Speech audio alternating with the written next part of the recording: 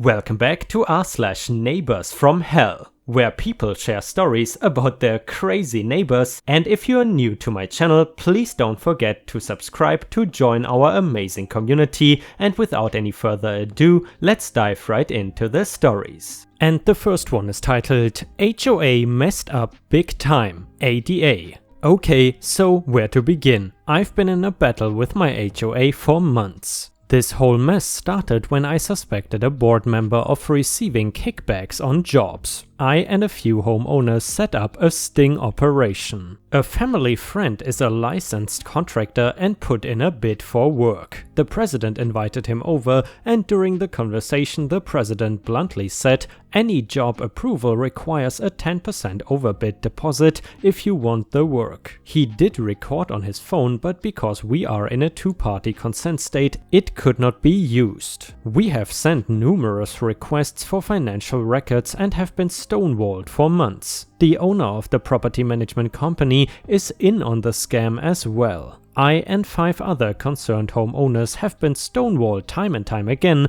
We finally banded together, got a lawyer, and of course the virus hits and the courts are closed. So 3 weeks ago I had a major operation affecting my ability to walk. I am wheelchair bound temporarily. I submitted a request for an accommodation of a ramp I would pay for. These are individual houses and would have zero encumbered on any other homeowner in the community. The HOA of course denies the request. Reason? Homeowner has not proven that they are disabled. A note from the surgeon was sent over. Denied. Reason? HOA called doctor's office. Doctor does not exist. Homeowner is making false claims. You cannot make this up, right? So I say screw it and put the ramp up. Board member decides to butt brick pavers in front of the ramp with caution tape on it and a note saying unapproved. Lawyer reached out to the board on last time before filling and accidentally got a reply meant for the other board members. I am going to effing get him. He's lying and just trying to be a pain in our butt. Let's just keep denying the requests. We are the mother trucking board. We set the rules and what we say goes. The judge grants injunction and is trespassed from my property. I sort of forgot about the whole thing. The board has been leaving me alone. Until today, when 2 board members came banging on my door and telling me that they are going to kill me. Thanks Ring for recording it all, yelling how they will make me permanently crippled. So it turns out the community's insurance company refused to pay the legal bills. They were also not identified because it was done with malice. The 2 board members are on the hooks for almost $9,000 in legal fees plus $35,000 in punitive damages. Screw this HOA, they got no life. And yeah guys, this HOA does not only seem super annoying, but these people are straight up criminals if you ask me. I would say this is actually one of the first stories where the OP actually got threatened by the HOA with physical violence. In addition guys, if you have ever lived in an HOA neighborhood, please let us know about your experiences, whether they were positive or negative.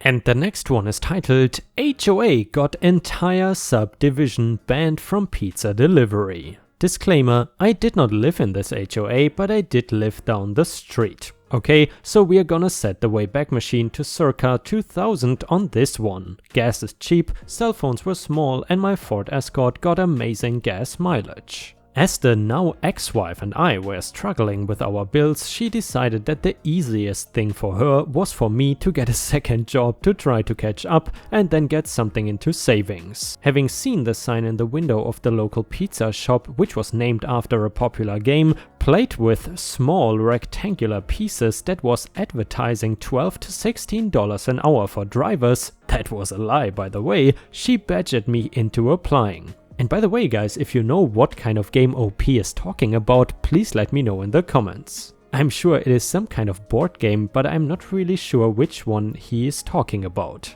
Anyway, fast forward a couple of months and I have settled into my mind-numbing routine of working 60 to 70 hours a week at 2 jobs. On this particular day, I was scheduled to work on Saturday, which was hit or miss for tips. You see, our delivery area was very nouveau-rich, combined with scattered groups of Florida rednecks. You would have a gated community with McMansions and BMWs right next to a trailer park. Oddly enough, the smaller the house and cheaper the car, the bigger the tip, which factors into the story. On this particular Saturday, a local HOA was throwing a pizza party for the residents. I think they were celebrating the last house being sold or moving the HOA from the developer to the board or something. Anyway, they ordered a ton of pizza, so much so that the manager had scheduled extra kitchen staff and had them show up an hour early just for this one order. He even gave them a discount on the pizza since they ordered so much. There were so many pies that it took myself and another driver 2 trips apiece to deliver it all. When we got the last boxes of pizza delivered, the manager wrote a check for the total, a couple $100 and change, rounded up to the next dollar for our tip. So I left and went back to the store. The manager asked me how much of a tip that I got, to which I replied, 87 cents. He didn't believe me, so I showed him the check. He then asked me if I was messing with him and if they had given me a cash tip. Nope. He went off. He walked over to the phone, called the manager of the HOA, cussed her out for not tipping his drivers, after he had discounted the order and scheduled extra staff just for her order, and told her that he was entering that entire subdivision into the computer as do not deliver. He then hung up, opened the cash register and gave each of us a $20 bill for a tip. To this day, I have no idea if any of the residents were ever able to order from that store again. And by the way guys, speaking about pizza, actually some of the videos I enjoy watching the most on YouTube are usually the ones about pizza in New York City. I'm not sure why, but judging by the amount of videos and the general quality of the pizza, it seems that New York is probably one of the pizza capitals of the world. However, I am curious, what is, in your opinion, the best place for pizza in the United States? However, I have also seen a lot of videos about New Haven in Connecticut, which seemingly has a lot of good pizza as well. Anyway, let me know in the comments what is your favorite pizza in the US. And the next one is titled, HOA member does not know the rules as well as he thinks. This story primarily takes place between me and crappy neighbor who is a member of my community's HOA. Sorry if it is a bit long. As a bit of background, me and my 3 roommates moved into a housing community that is basically just a bunch of cookie-cutter townhomes. All of these homes have garages that open onto streets that wind through the community, this is important later, with your front door opening to a path on the other side of your house. There are also some free parking spots on the edge of the community where there are no houses. When we first moved in, we quickly found out that parking could be a bit of a pain during the day, especially when people had guests during the weekend. Now my roommates and I admittedly have more cars than the average family. Because we usually have to commute for work, we each have one. We try to make parking easier by using the garage, but we all have tons of sporting equipment, so we can usually only get one car in the garage. When all the parking in all the free spots is full, we would just park our cars right up against the garage and leave them there during the day or overnight. We had seen other neighbors do it and it still left ample room for people driving on the street to get by. Well, one day, crappy neighbor come up while my roommates and I are in the garage organizing some stuff and tells us that we cannot park there overnight as it is against community rules. Before we had a chance to respond, he added, "And if you do it again, I will personally make sure you're towed." His first comment was pretty reasonable. We had just moved in and didn't know that rule, but his second comment really just made him sound like an ass and wasn't necessary. One of my roommates simply responded that we didn't know as we had just moved in and we couldn't park there overnight anymore. Well, crappy neighbor, clearly trying to assert his dominance, responded with, "Good, you better not, because I'll be watching." Well, from then on, we did follow those rules. If we parked in front of our garage during the day, we would make sure to move before we went to sleep. This worked out for a while until one faithful day. One of my roommates stopped by quickly after work to grab some dinner and clothes before heading to his girlfriend's. This was around 7 PM, so he just parked up against the garage as it would be quicker than the parking spaces. Plus it was early enough that he didn't think he would get towed. Around 8 PM he went to head out and his car was gone. Guess who was there though? The crappy neighbor standing right outside. Immediately he said to my roommates, "Told you, you were going to get towed if you parked here again."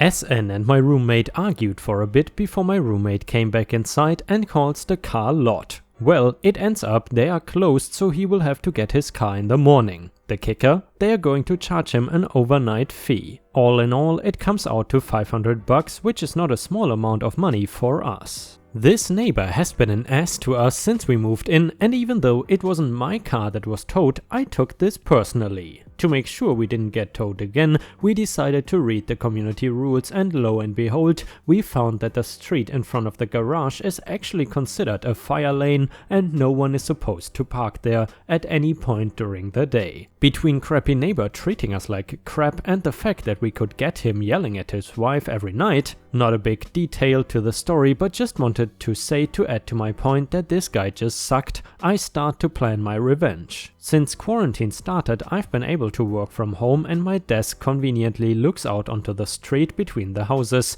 This means that I can clearly see crappy neighbor's garage. I start to take notice of when he parks his car out in front of his garage. For about 2 weeks I noticed that he would come home around 1 PM and leave again at 2 PM. On the 3rd week I decided I would begin the revenge. On Monday, true to his schedule, he stopped by around 1. After about 10 minutes I gave the tow company a call and said that he was parked in the fire lane and if they would come and remove his car. 20 minutes later a tow truck rolled up, hooked his car up and towed it off. About 15 minutes later crappy neighbor came out and I could hear him start to yell back into his house, presumably at his wife. He then left and didn't come back until later that evening after he had gotten his car. Now it was funny to do this and I made sure to send snaps to my roommates who don't work from home, but I wasn't done yet. See, this jackass apparently didn't learn the first time because literally the next day he parks in front of his garage again. What do? Well, the exact same thing as the day before, of course.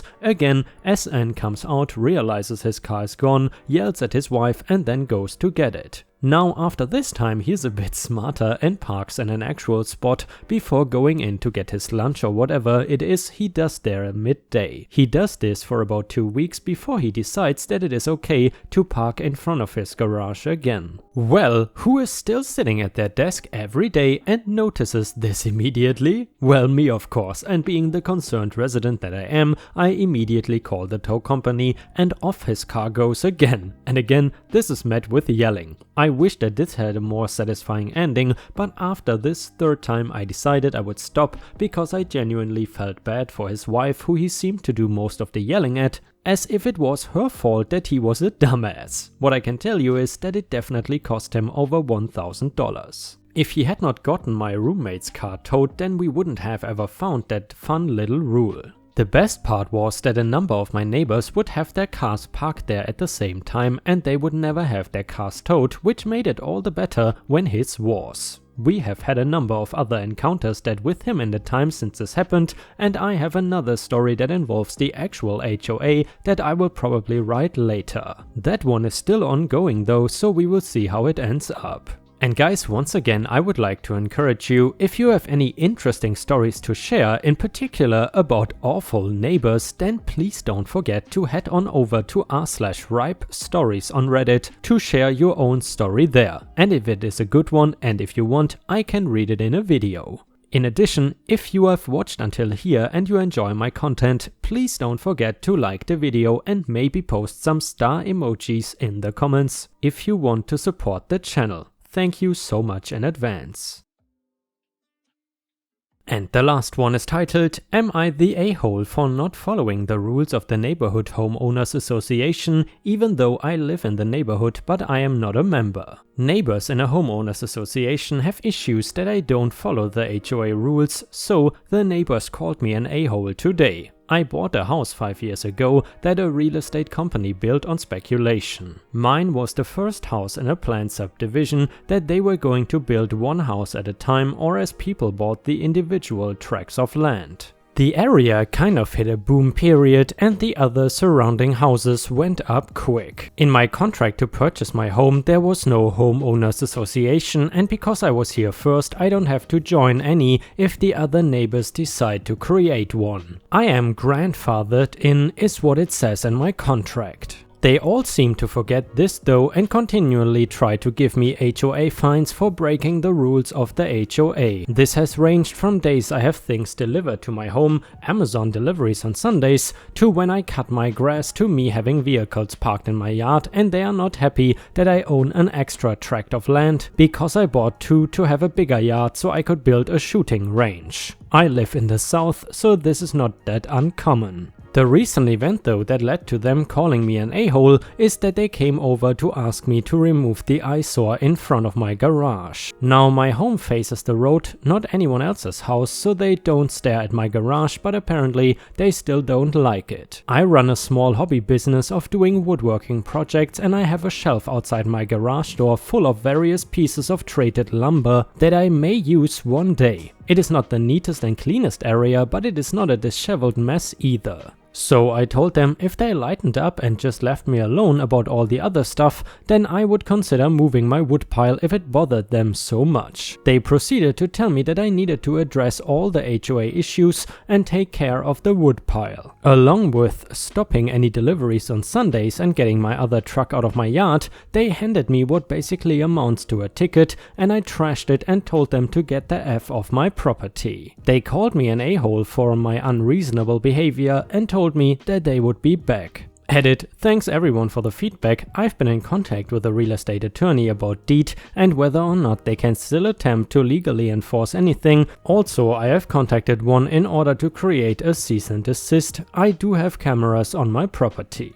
Edit, the vehicle in the yard is just one and it is not an abandoned wreck, it is a fairly new truck that I use mostly on weekends. It sits there so I can get my other vehicles out easier. I do move it when I mow, so it is just sitting there beside my driveway. And a user in the comments said, not the a-hole, is there any way to get a sort of restraining order on the HOA? Not the people per se, the entity itself. Or a cease and desist maybe, I don't know. And then OP said, never looked into it, but that's an idea. Another person said, not the a-hole, you should hire an attorney for $100 or whatever and have them send a letter to the HOA advising them not to contact you again for any reason or you will consider it harassment. And someone agreed and said, they like to play by rules and paperwork? Have a real lawyer spell out the very real legal consequences if they carry on harassing you. Not sure about the US, but in the UK you can formally withdraw the implied right of access from them so that just walking onto your driveway or property is actually trespassing.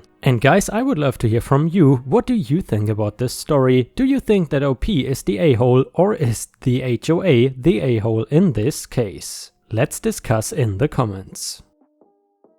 And Ripe stars, unfortunately we have already reached the end of today's video. I hope you enjoyed the content. However, if you cannot wait for more Ripe content, then I suggest you head on over to patreon.com/ripeyoutube, where you can find more exclusive Reddit content read by me. Patreon subscriptions start at just $1 per month, and for $1 your name will show up at the end of each of my new videos. However, if you are willing to spend $3 per month, you will get access to more than 50 exclusive Reddit videos, mostly just no mother-in-law stories. However, please understand, I don't want to pressure anyone into spending money, because I am already incredibly grateful that you watch my videos every single day. Thank you so much for your daily support, it really means the world to me, and I hope to see you again tomorrow for the next video.